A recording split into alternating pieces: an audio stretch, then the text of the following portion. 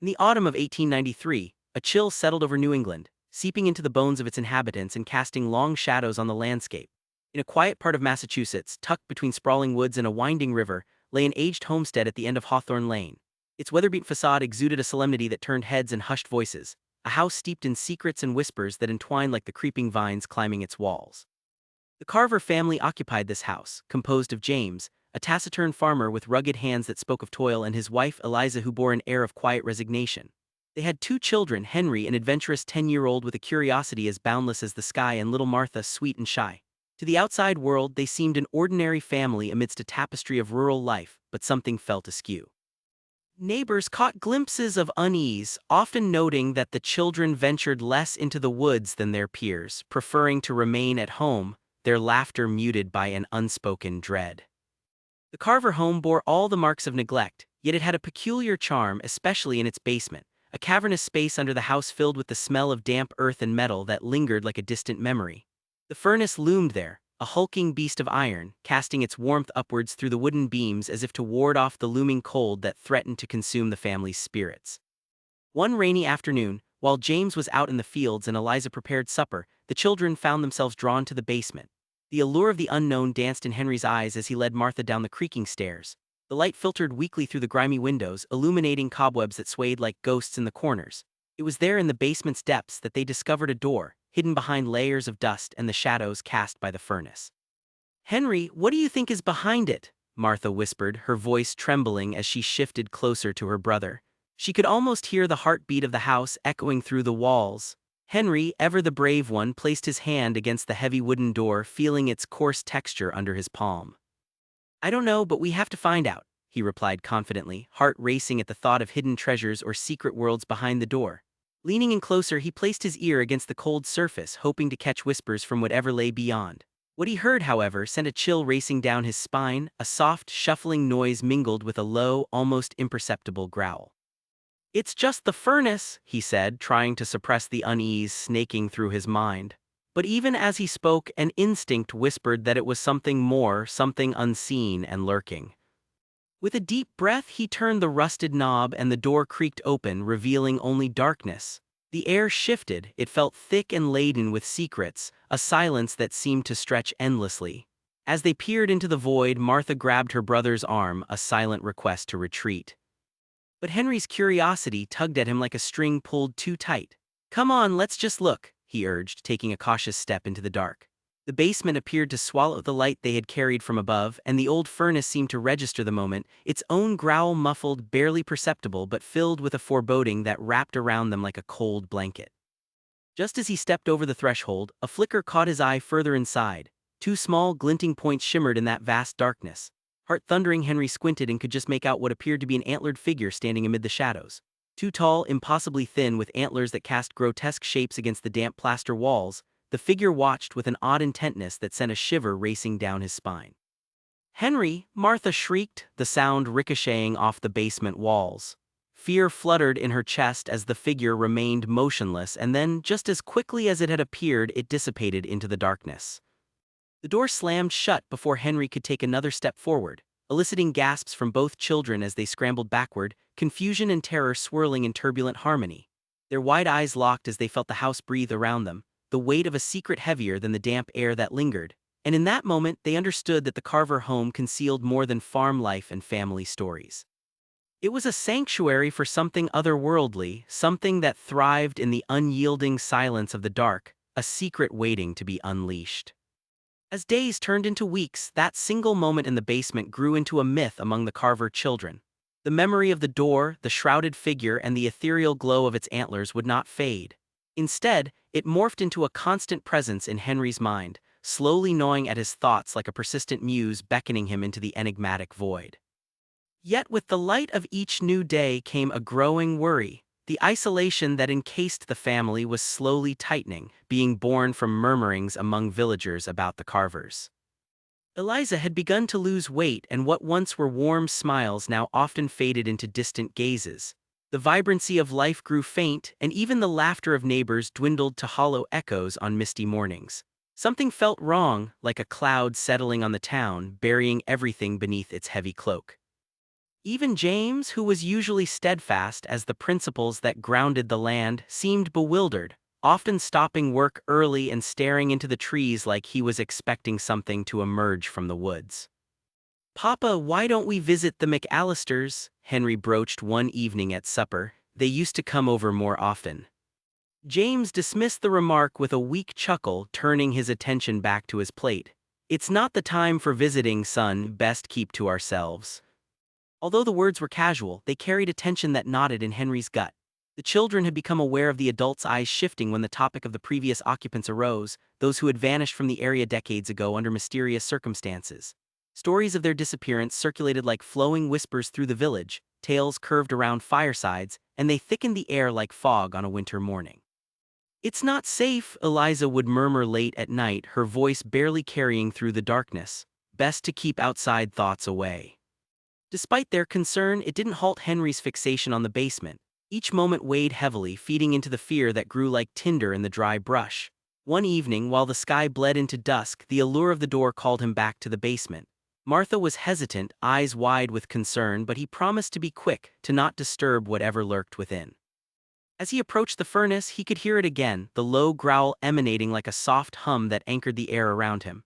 The door stood imperiously before him, an impassable barrier holding the weight of unsaid things.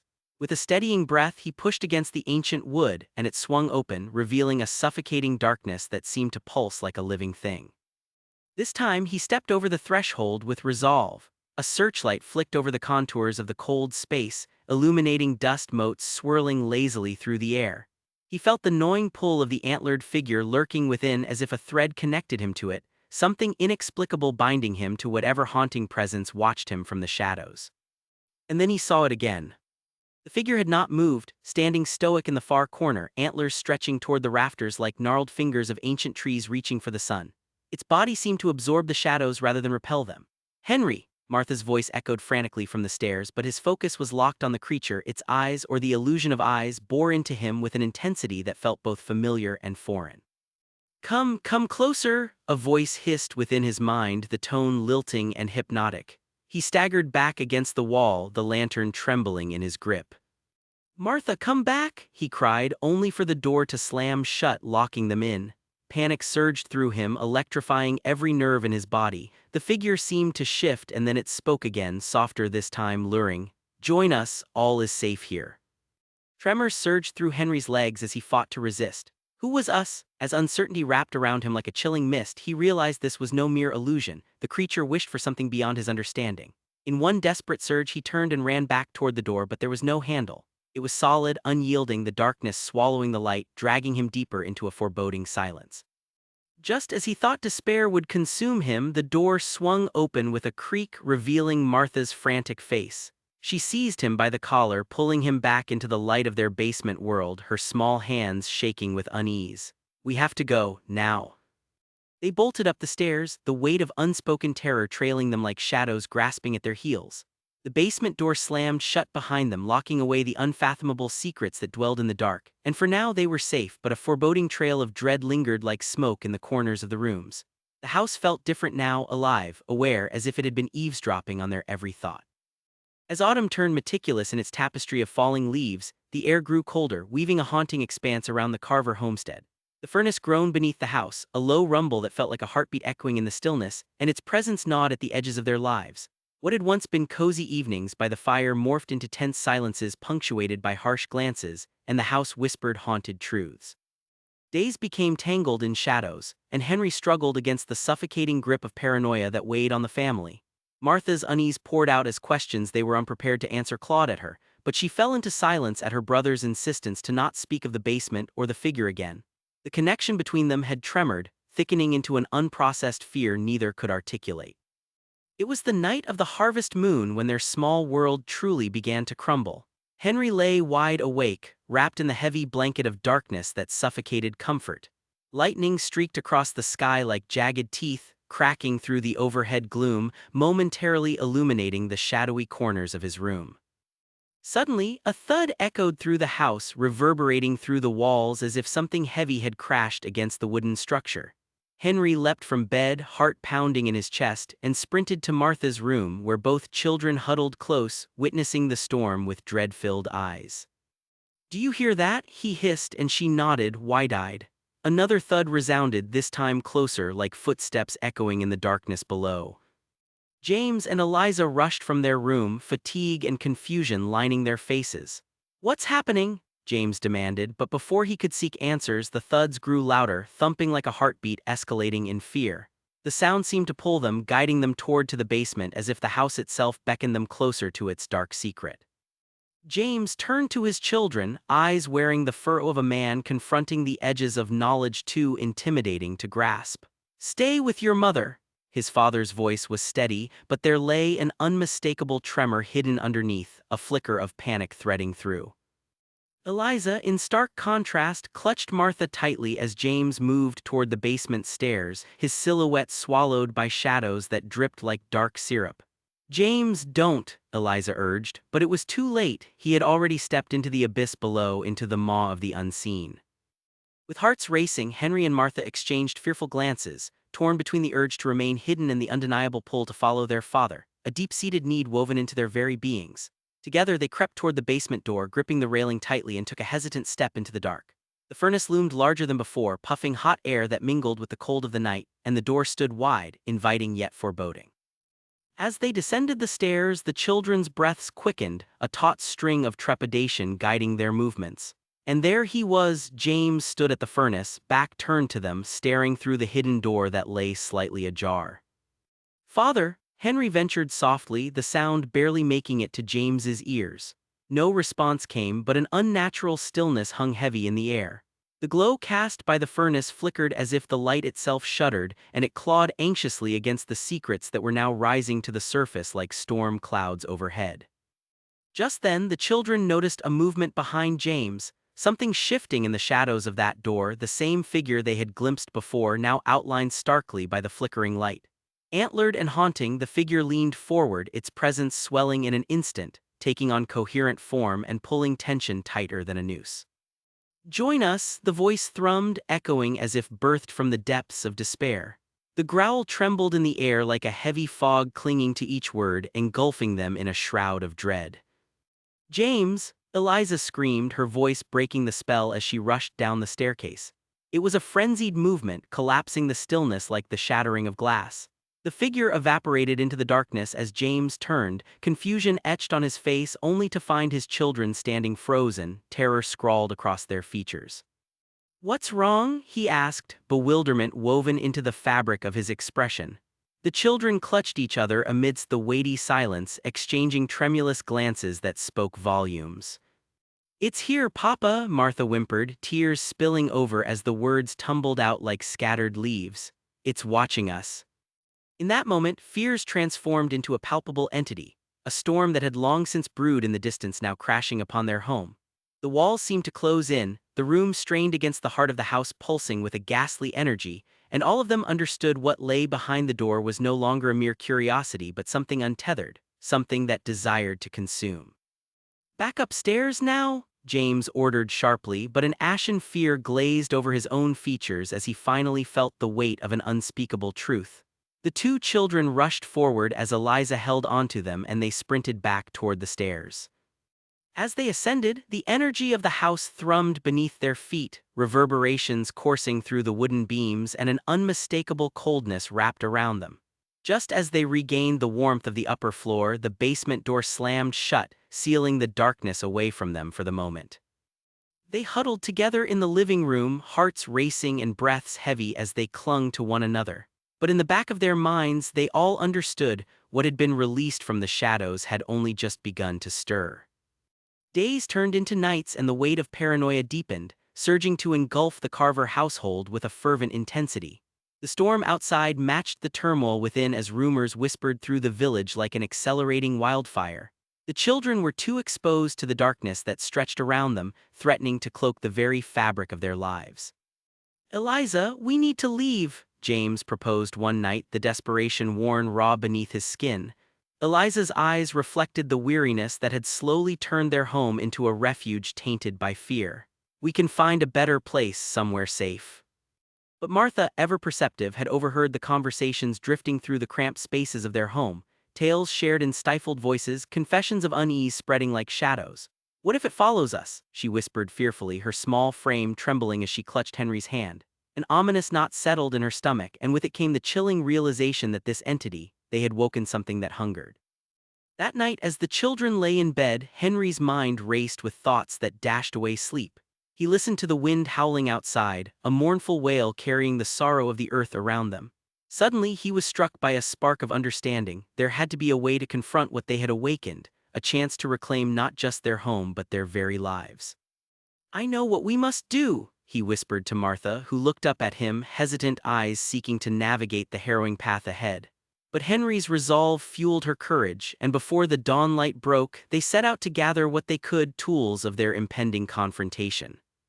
In the basement, shadows swayed, stalking them as they approached the furnace. With a flickering lantern in one hand, Henry steeled himself against the pounding of his heart. He had to show this specter that they could not be intimidated. He held tightly to the lantern, the fragile glow casting distorted shadows that danced against the damp stone walls. "Show yourself," he called into the darkness, voice steady despite the uncertainty that clawed at him. "You cannot have us." What followed was a silence thick enough to strangle, choking the air they breathed. A sense of presence crept into the room once more, and he felt something, presence, watching him from beyond the dark.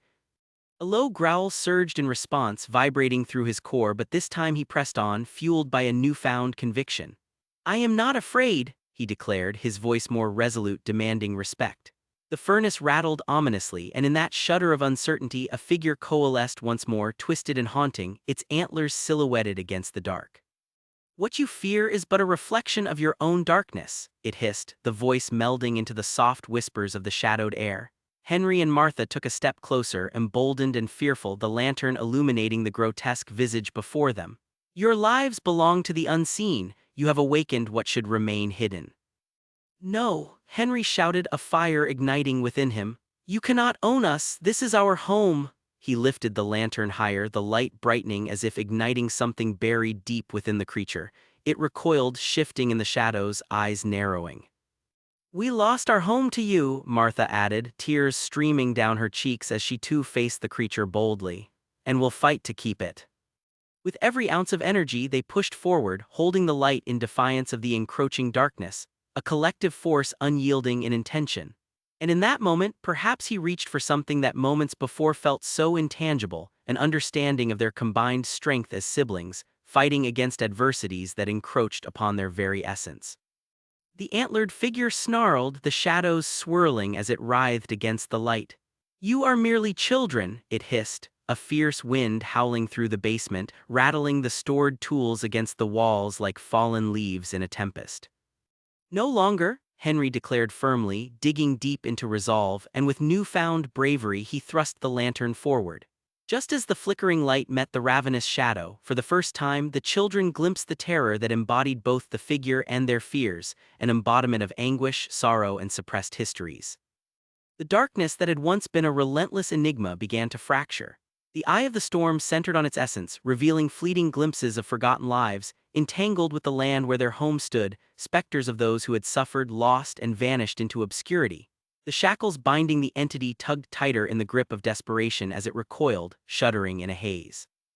"Leave us," Henry cried, his voice stronger than before, resonating against the rattling darkness. They felt a rush of something akin to energy shift, pulling at the threads that connected them to the past. Together, they used the lantern to drive away the shadows, the very act becoming their bolstered resolve. With one final flurry, the figure writhed, its form beginning to dissipate into a wisp of air cascading through the basement. The low growl transformed into a haunting wail, fading into an echo swallowed by the depths as the figure crossed back beyond the threshold of their reality, surrendering its hold on the house. As they stood in the quiet aftermath, the air felt different, lighter, devoid of the weight that had burdened their lives for so long. They turned towards each other, breaths mingling with cautious optimism. The darkness had retreated but not forgotten, a reminder that the secrets of the house could be conquered, yet still resonated in the very bones of the old homestead. Weeks passed, and rumors faded along with the memories of the figure that had lurked beneath the surface. The town began to breathe anew, easing into the rhythms of life, and as the leaves fell, laughter returned once more to the Carver home. The basement, now simply a refuge of warmth, bore no trace of the unseen horror, only the echoes of courageous siblings bonded anew. And within the rusted furnace, what remained of that night flickered like a remnant star, a slumbering darkness held at bay, continually reminding them that the boundary between light and shadow is often thinner than one can imagine, and it requires courage to confront the unknown. Yet in the depths of their hearts lingered a quiet understanding that even amidst the ordinary within a house at the end of Hawthorne Lane lay shadows waiting, and sometimes they breathe, watching from afar. As winter encroached upon the landscape, snow blanketed the ground, muffling the sounds of the outside world. Inside the Carver household, the furnace sputtered and hissed, warmth radiating through the frigid air, providing solace against the biting cold. The children returned to the joy of simple games and the curious exploration of books, the horrors of their previous encounters tucked away in the corner of memory, as fragile as the frost that decorated their windows. Yet shadows tend to linger, particularly in quiet corners. Henry and Martha could still feel the weight of what they had experienced, the memory which wrapped around their minds with the frost like a forgotten cloak. Sleep came easier, but often it was visited by dreams punctuated with whispers, glimpses of the antlered figure, and the howl of the storm that had once raged in their basement. Those dreams felt like warnings, a reminder that darkness could return even as the world outside remained peaceful and idyllic.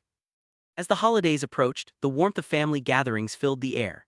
Neighbors came over, laughter swirling with the scent of spiced cider, and for a moment the weight of their secret faded away, lost in the festivities of shared lives. Eliza busily adorned the house with garlands, weaving the fragrant evergreens that stood tall against the gloom outside, while James, more animated than he had been in months, indulged guests with stories of harvests and family. In the midst of this, a visit from the local reverend, an elderly man with kind eyes, would pull Henry aside. "My boy, I've heard some tales," he began, voice low, ushering Henry into the softer light of another room. "Some say the old woods have spirits that still linger. There are those who believe they keep track of the families who have dwelled on their soil." Henry hesitated, feeling that familiar weight settle in his stomach. "Did they ever do anything?" he asked, unsure whether to lean into his curiosity or retreat from the lingering shadows of memory. "Not all spirits mean harm," the Reverend replied, his voice graced with understanding. "Some seek to protect, to warn, but you must acknowledge them, understand their histories. You see, every family carries a past that is intertwined with the ground beneath your feet."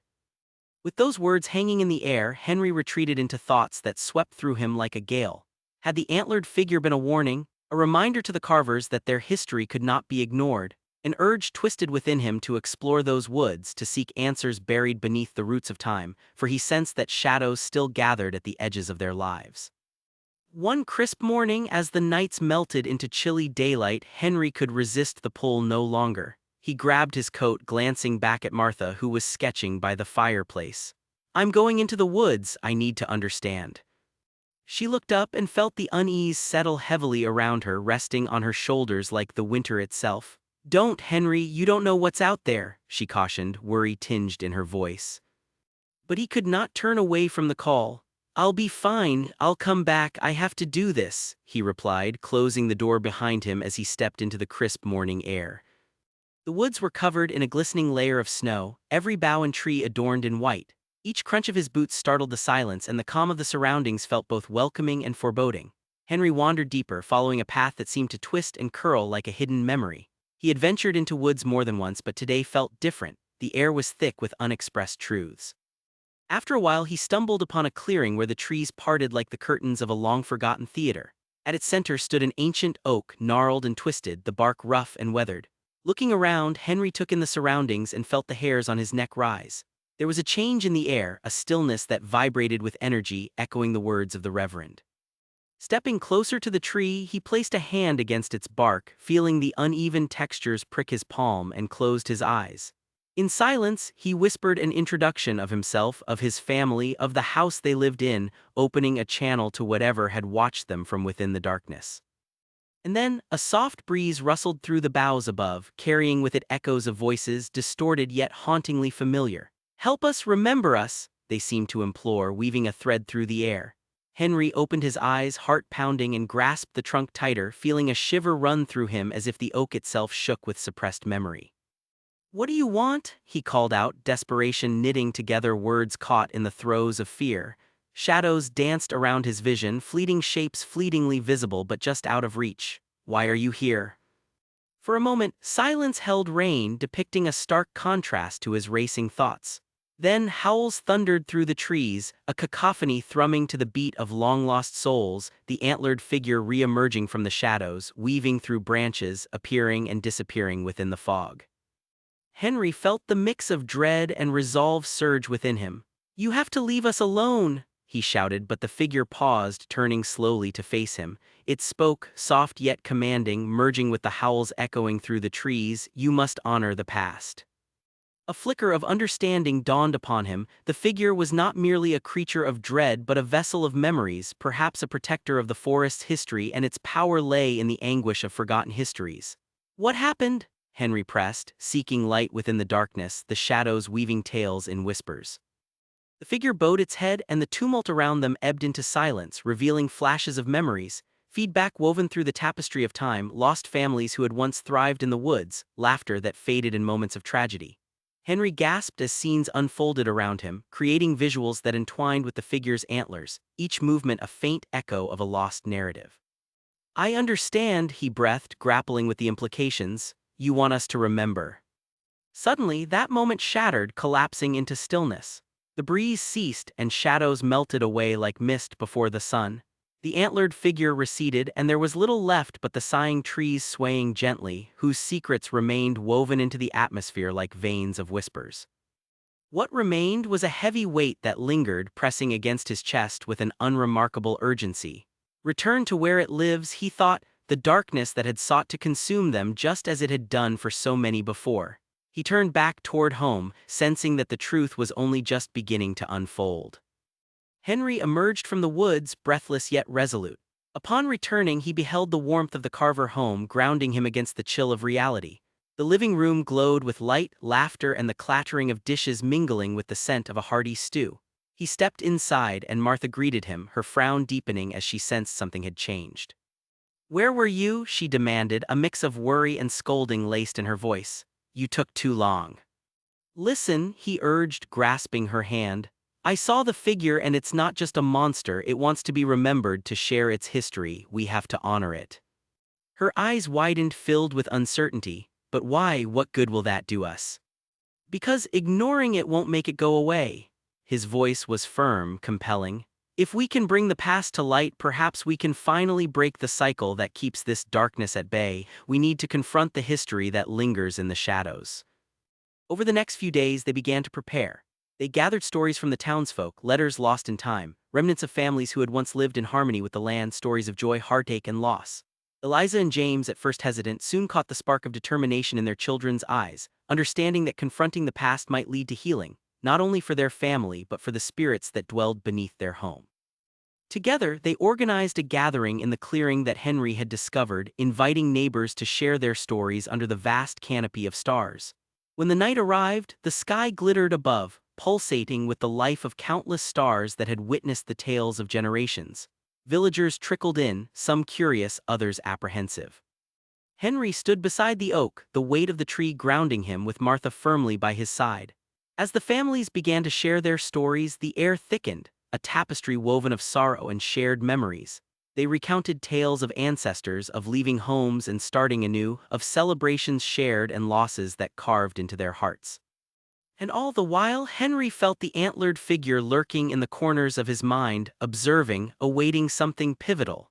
Each story that echoed through the night breathed life into the atmosphere, seemed to awaken something long buried.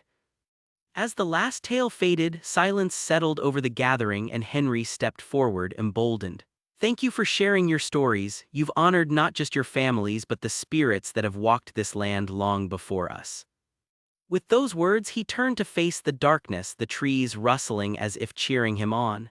"We acknowledge you, your sufferings, and your histories. You are not forgotten." For a brief moment, the wind picked up, whistling through the branches, and as the villagers stirred in bemusement, a low growl began to resonate. The antlered figure stepped forth from the shadows, no longer an embodiment of dread but a protector, a bridge between worlds, and together they stood as guardians of the stories interwoven. Thank you, the figure's voice resonated softly, mingling with the rustling leaves. An ethereal glow enveloped the clearing, illuminating the faces of the villagers. In this moment, unison filled the air, a communion held in memory, a pledge to honor histories that formed the bedrock of their lives. The shadow that had once threatened the carvers dissipated, transformed into something warm and bright, a beacon grounding them within the realm of existence. And as the night wore on, it ignited an ember of hope that fluttered in their hearts, an understanding that shadows can indeed reveal, and counseling with the past could illuminate pathways through the darkness that envelops. In the months that followed, a certain stillness settled over the Carver home, striking a balance with the ancient forest. The laughter returned fully and warmth filled the farmhouse, echoing with a different resonance, rich with understanding. The antlered figure lingered in dreams, a sentry watching over the Carver family, now not out of omnipotence but in gratitude, a reflection of their acceptance, their willingness to heal. The woods rustled gently, the spirits at peace as if the very earth itself had sighed, relieved that its stories would no longer linger in shadows, but would rather be woven into the fabric of lives that honored their existence. In the quiet of those winter nights, the house at the end of Hawthorne Lane thrived anew, a cherished home laden with the flickering warmth of light, the laughter of children, and the whispers of past lives, intertwining like roots beneath an ancient oak, grounding them in the history that forever connected them all. As the cold grip of winter released its hold, life began to stir once more in the heart of the Carver household. The thawing earth awakened budding flowers, their tentative blooms hinting at the promise of rebirth and renewal. With each passing day, the sun shone brighter, cascading rays that filtered through the windows and painted cheerful patterns across the worn wooden floors. Henry and Martha found themselves participating eagerly in the rhythm of the season, their laughter mingling with the songs of awakening birds. The haunting shadows that had once lingered within the house had receded, replaced by warmth and light. The basement, no longer an ominous void, became a space for storage and play, stripped of its past associations. Yet in the back of Henry's mind, the figure watched, a constant reminder of the wisdom gained through their confrontation with the unknown. He sensed that the antlered one, once a specter of dread, had transformed into a guardian of sorts, a protector woven into the very essence of their home. One afternoon, as the children played outside, they stumbled upon a treasure trove of wild violets blooming in the meadow behind their house. Martha knelt to touch the delicate flowers, her fingers brushing against their soft petals. "They're beautiful," she exclaimed, her eyes sparkling. "They remind me of the stories we shared. We should cultivate them, keep their beauty close." Henry nodded, inspired by his sister's idea. "We can plant a garden, a place to celebrate all the stories we uncovered." The excitement sparked between them, igniting their imaginations. They quickly gathered tools, tending to the soil while joy radiated between them like a golden sunbeam through the clouds.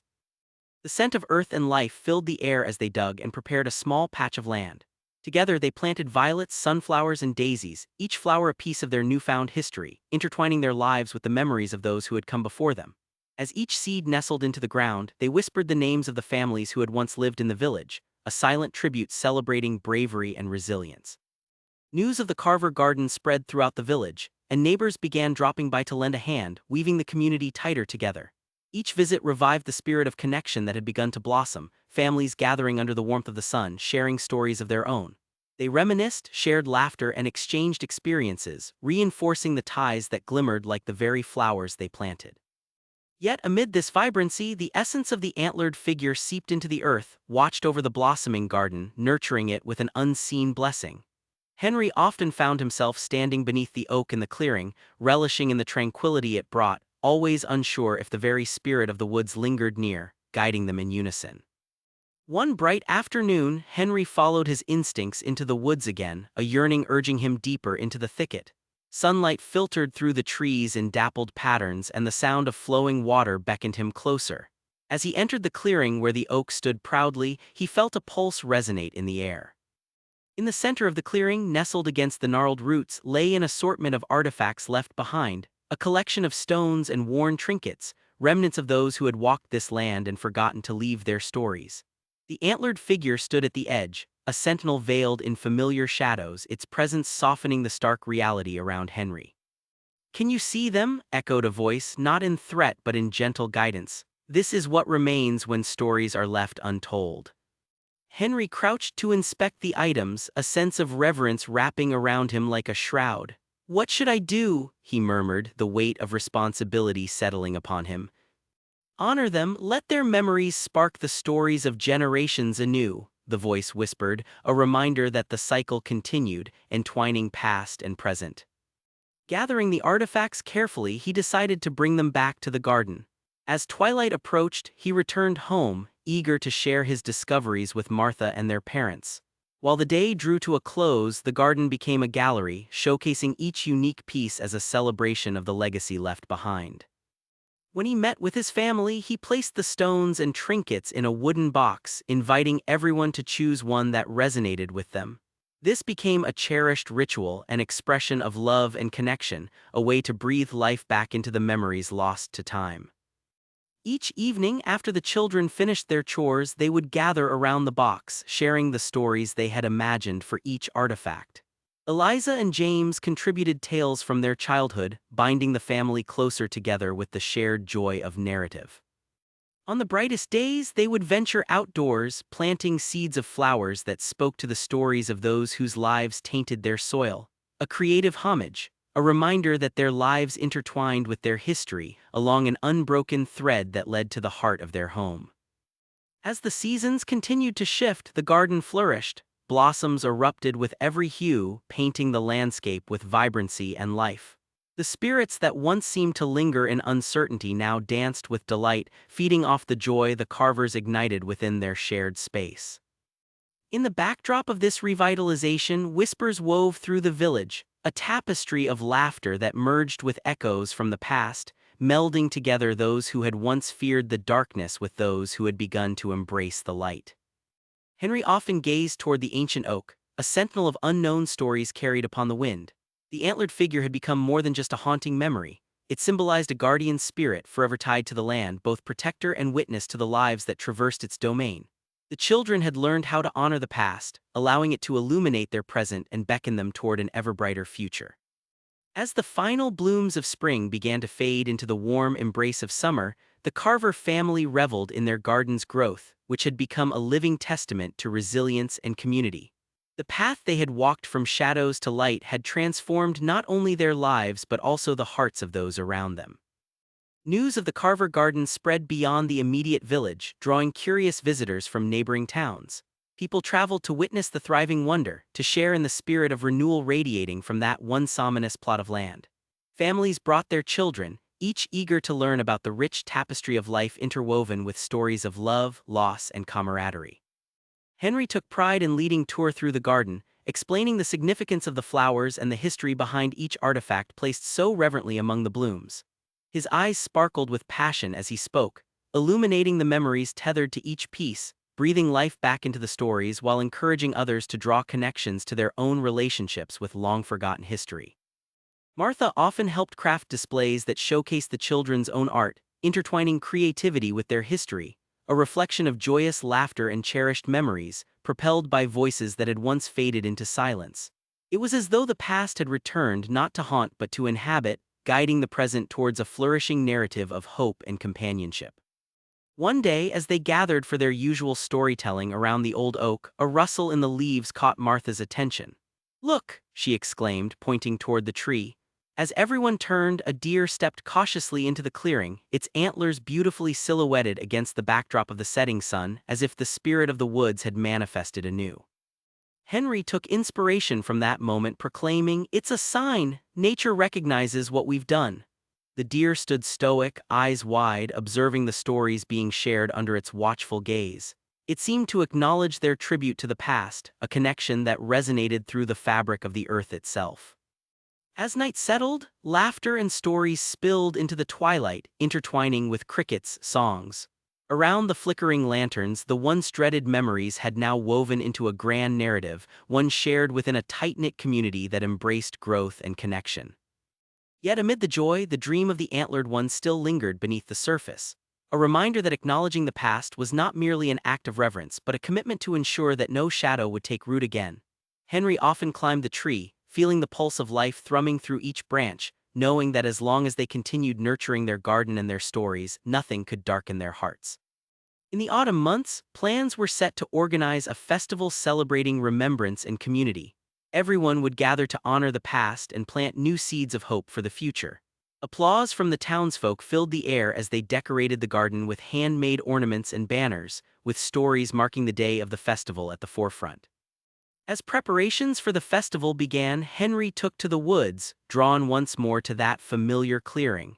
That evening, he stood by the ancient oak beneath a sky lit by a tapestry of stars, feeling the warmth of stories pulsing underneath, covering the ground like a blanket of memories. Thankful for the antlered one that had guided them through the darkness, he whispered softly, "We will remember you." The woods hummed in response, the air thickened with energy, anything left unsaid finally reaching for release as the gathering approached.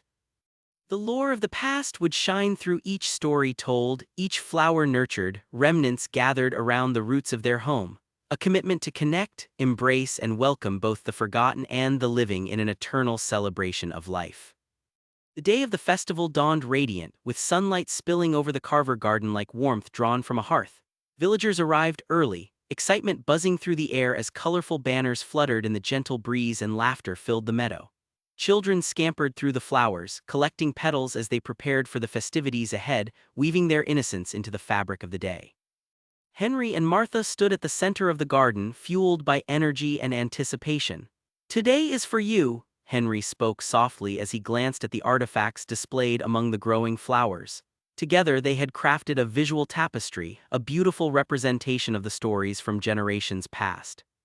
When the time came, villagers gathered around the vibrant blooms, finding their places amidst the blooms, while music filled the air, weaving through the atmosphere like enchanting threads of memories. Each family had prepared their stories to share, igniting the collective heart of the community as they celebrated lives intertwined with history. Elders took turns speaking, recounting tales of families and traditions that had faded into whispers through the corridors of time. Their voices resonated with strength, each word carrying the weight of experiences lived and lessons learned. Some shared moments of joy while others recalled heart-wrenching stories of loss and survival, emphasizing the importance of cherishing memories. Henry felt the warmth enveloping him, recognizing the depth of purpose binding them all together, a web spun from resilience and hope. As the sun dipped lower in the sky, casting golden rays across the garden, Henry stood before the gathering, heart pounding as he felt the eyes of his community upon him. "Thank you for sharing your stories today," he began, words spilling forth anchored in gratitude. "We have learned the value of remembrance, how it can weave together lives across generations. Today we honor not just the lost but also the life that flourishes because of their memories." He turned toward the oak, calling into the shadows gently cradled within its branches, "And to those who have come before us, who have walked these lands and nourished this earth, we stand witness to their strength. We guarantee their stories live on." With that, he reached into the gathered artifacts, pulling one forth, a small weathered stone engraved with symbols he believed had once conveyed strength and unity. He held it high, a bright beacon against the backdrop of the dusk. "In our garden, we cultivate not just flowers but the very essence of life, lives intertwined, shared burdens, stories of resilience, our histories play forward endlessly." As the celebration ebbed into dusk, glowing lanterns were lit, casting gentle halos around the gathering. People began to place their tribute stones in the garden, enveloping the setting in a cocoon of gratitude and reflection. One by one, the villagers stepped forward, giving heartfelt stories of their own and connecting the past to the present with each stone placed in the earth. The air thrummed with energy, an echo of joy that transcended fear, sorrow, and darkness. It became a communal act that transformed not just the space but also every heart present. The vibrant garden symbolizing their acceptance of the past, an acknowledgement that to weave together the threads that define lives keeps memories alive, rich, and hopeful. As the festivities wound down, Henry stood at the center of the garden with Martha, watching everyone basking beneath the stars, their laughter mingling with the gentle hum of the earth. A rustle in the leaves caught his attention, and for a fleeting moment a familiar figure appeared, the antlered one, standing at the edge of the clearing, no longer a specter but a guardian clad in light and history. Henry's thoughts flowed with assurance. They had faced the darkness together, honored the past, and stitched it seamlessly into their lives, celebrating the present without fear. With a radiant smile, he glanced at Martha, and together they turned, enveloped by the warmth of their community, ever grateful for the journey they had traversed. "That's the joy in sharing," he whispered to her, knowing they had honored the shadows of the past and invited the lingering spirits to take their rightful place in their lives. A celebration of a legacy forged with resilience, unity, and love. In the heart of Hawthorne Lane, their home thrived on hope, where the stories of yesterday wove into the very fabric of tomorrow, an embrace of life that had learned to cherish its echoes, reminding them that even in darkness, light is always found waiting to flourish. In the heart of Hawthorne Lane, the Carver family flourished, anchored by love and the stories that stitched together their past and present. Each day, the garden became a living testament to resilience, assuring the spirits of those who had walked before them that they had not been forgotten. The laughter of children mingled with the whispers of the wind, creating a symphony of remembrance that echoed through the village. As seasons turned, the rhythms of life continued to weave a tapestry rich with memories and connections.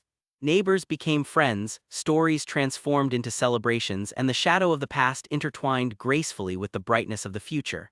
The garden stood as a beacon of hope, a reminder that through the darkest of times, light could always emerge, it just needed nurturing. Underneath the ancient oak, where the winds carried stories yet unspoken, the children would often gather, feeling the pulse of the earth beneath their feet. Henry and Martha would tell tales of adventure, infusing their own lives into the fabric of history, ensuring that every thread remained strong. Each bloom that flourished in the garden brought with it the promise of new beginnings, each petal unfolding like the pages of a cherished book, waiting to be explored. And on quiet nights, when the moon cast a silvery glow across the landscape, Henry would gaze toward the woods, a sense of peace wrapping around him. The figure, once a source of dread, now felt like a guardian, watching over them as an ally in their journey. An understanding settled within him. The darkness could never truly extinguish their light if they held each other close. Their home became a sanctuary for stories, a place where echoes of the past mingled with the laughter of the present. From time to time, the villagers would gather at the garden for storytelling sessions, relishing the beauty of their shared histories. As they sat beneath the stars, flickering lanterns overhead illuminating smiling faces, they embraced the bonds that intertwined through generations, an unbreakable chain of love and remembrance. Years later, as the children grew and began to carve their own paths, that very garden remained rooted in their hearts, nurturing them with a legacy that would guide them wherever they went. They understood that shadows still existed, yet they held the power to illuminate lives and create something beautiful amid uncertainty. With vibrant blooms reflecting the legacy of the past, the Carver home thrived, defiantly flourishing beneath the watchful gaze of the oak tree, a testament to their journey. An eternal reminder that in weaving love and remembrance together, they had cultivated a space for growth, healing, and endless possibilities, forever rich with the whispers of those who had come before. And so, life unfolded, a narrative rich with stories, laughter, and love, forever intertwined in the heart of the garden where the past and present danced together under the watchful gaze of the Antlered One, breathing life into the memories that would thrive in the warmth of shared hearts.